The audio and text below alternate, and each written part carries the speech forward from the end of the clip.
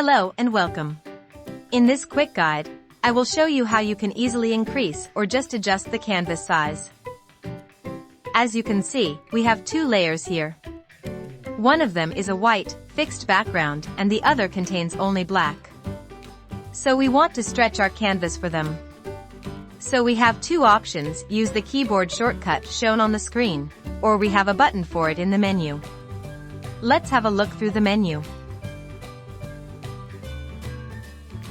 Let's stretch our little canvas from 3 pixels to 9. We will also keep the anchor settings.